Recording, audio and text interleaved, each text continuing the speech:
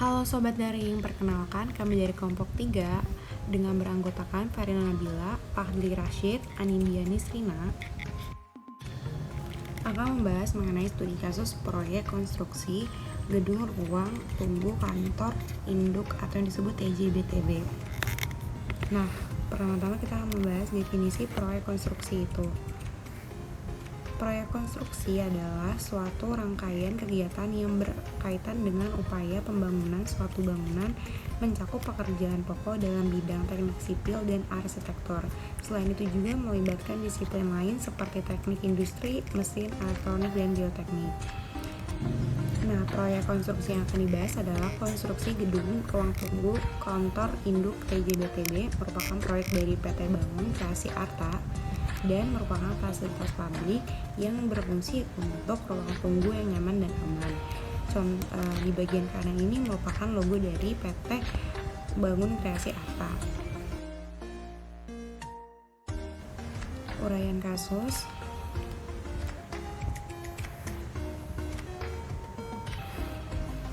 Pekerja konstruksi gedung ruang tunggu kantor induk TJBTB adalah salah satu pekerja yang mempunyai resiko yang cukup tinggi. Ada beberapa resiko kecelakaan yang timbul pada proyek konstruksi, seperti terjadinya luka atau cedera, cacat atau kematian, kerugian harta benda, kerusakan peralatan atau mesin, dan kerusakan lingkungan yang cukup luas.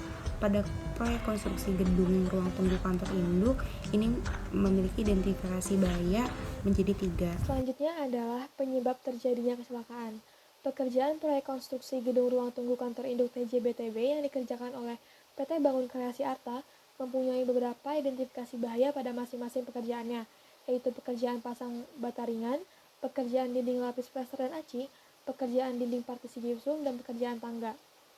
Beberapa penyebab terjadi kecelakaan dapat diidentifikasi, diantaranya adalah bekerja tertimpa material scaffolding, tergores besi, terpikul palu, kejatuhan material, tersengat listrik, tertusuk kawat, terluka alat bor, dan iritasi pada kulit akibat terkena bahan mortar. Sebab selanjutnya adalah identifikasi bahaya. Untuk bahaya yang pertama adalah bahaya fisik, yaitu kebisingan. Area konstruksi memiliki banyak alat berat, mesin, dan peralatan kerja yang dapat menimbulkan potensi kebisingan. Selain dapat menyebabkan gangguan pendengaran, kebisingan juga dapat mempengaruhi psikologis pekerja seperti mengganggu konsentrasi, merasa cepat lelah, dan menurunkan produktivitas. Lalu ada bahaya getaran. Getaran yang berasal dari mesin, alat berat, dan proses konstruksi dapat menyebabkan sindroma getaran tangan lengan yang terdiri atas efek vaskuler dan efek neurologis. Efek vaskuler yaitu pemujatan episodik pada buku jari ujung yang bertambah parah pada suhu dingin. Lalu efek neurologisnya yaitu berupa baal atau kesemutan. Getaran ini dalam jangka panjang juga dapat menurunkan kemampuan otot. Bahaya fisika selanjutnya adalah suhu. Kawasan konstruksi sebagian besar outdoor dan terpapar sinar matahari dan ultraviolet. Selain itu, mesin dan alat berat juga berpotensi menyalurkan suhu panas. Suhu panas pada area kerja ini dapat menimbulkan efek pada kesehatan. Contoh efek fisik adalah meningkatkan denyut jantung, mudah berkeringat, tidak seimbang kadar air dan garam dalam tubuh, dan perubahan aliran darah di kulit. Efek psikis yang dapat ditimbulkan adalah kemampuan kerja yang berkurang, mudah lelah, dan konsentrasi yang berkurang. Selain itu, bahaya fisik yang selanjutnya adalah pencahayaan. Pencahayaan yang kurang, khususnya pada malam hari, dapat mengganggu penglihatan serta konsentrasi pekerja. Selanjutnya, bahaya mekanik. Faktor mekanik dari prosedur kerja, alat berat, mesin, dan bahan kerja yang tidak sesuai dengan standar dan prosedur dapat bermuara pada kecelakaan kerja ringan hingga berat, seperti tertimpa, tertusuk, tergores, terjatuh, tertimpa, terjepit, dan kecelakaan lainnya. Lalu ada bahaya kimia yang terdiri dari pajanan debu. Pajanan debu dari proses mekanis seperti penghalusan, pemecahan, dan penggilingan ataupun dari bahan konstruksi seperti semen dapat menyebabkan gangguan pernafasan. Pajanan debu yang terlalu banyak dan dalam waktu yang lama dapat menyebabkan PAK yaitu pneumokoniosis. Lalu yang kedua adalah pajanan fume. Fume dapat dihasilkan dari proses pengelasan di area konstruksi yang juga dapat menyebabkan PAK yang sama yaitu pneumokoniosis. Selanjutnya, bahaya biologi. Area konstruksi yang kurang kondusif dan minim sarana sanitasi dan pembuangan sampah yang memadai, serta area bersih yang kurang untuk makan dan beristirahat, berisiko untuk menyebabkan terjadinya penularan penyakit seperti kolera, disentri, tifoid, dan diare.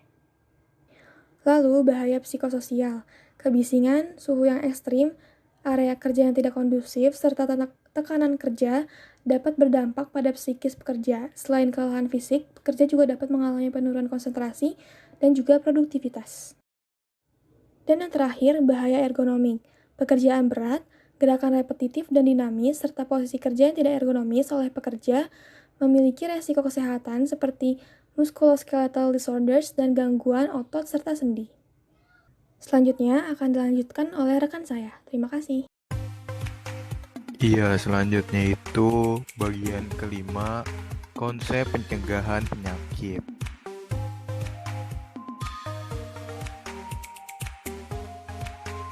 Manajemen risiko ketiga adalah suatu upaya mengelola risiko ketiga untuk mencegah terjadinya kecelakaan yang tidak diinginkan secara komprehensif, terencana, dan terstruktur dalam suatu kesisteman yang baik.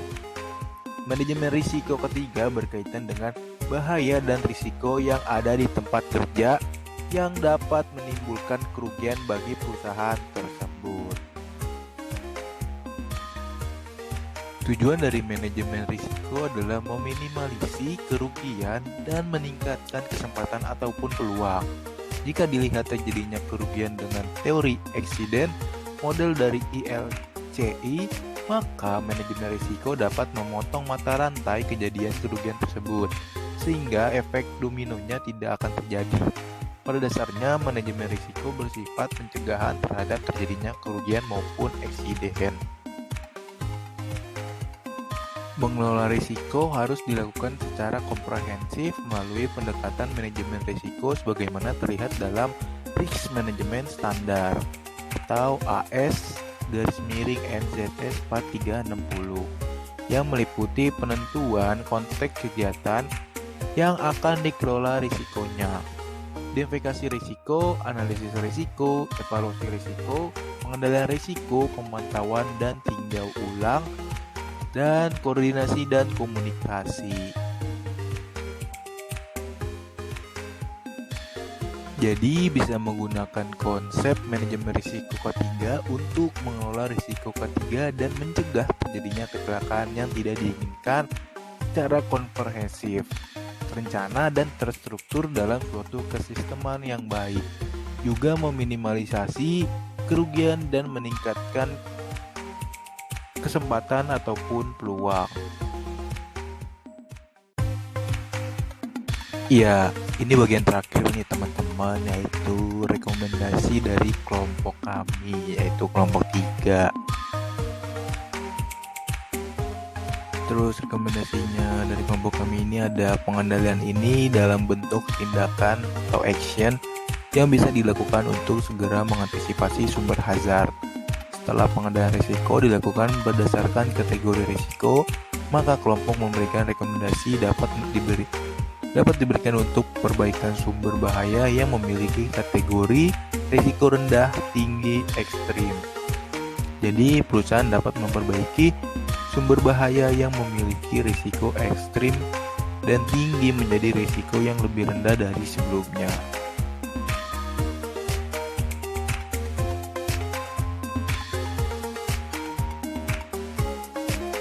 Ya, rekomendasi selanjutnya itu dari kelompok kami ada beberapa rekomendasi yang dapat dilakukan perusahaan. Yang pertama ini pembuatan instruksi kerja yang terpasang di lokasi area, SOP pemakaian hand glove, pemakaian safety shoes. Dan yang kedua ini membuat policy penggunaan APD seperti helm, rompi, sarung tangan, kacamata, sepatu safety, dan body harness di area kerja agar para pekerja dapat membaca potensi bahaya yang akan dialami ketika melakukan suatu pekerjaan. Yang ketiga ini ada pihak manajemen perlu mengadakan safety talk setiap 1 minggu sekali yang dihadiri oleh beberapa petinggi unit kerja dan di dalamnya membahas tentang pelaksanaan strategi di perusahaan, prosedur kerja, kondisi peralatan safety, dan reward and punishment bagi pekerja yang melanggar. Terus yang keempat ini penyediaan Bu untuk aspek alat dan lokasi kerja, dan melakukan pengendalian pengamanan letak kabel, pemantauan kebersihan lokasi, maintenance alat, tes kelayakan tower crane, penyedia APAR dan panel box.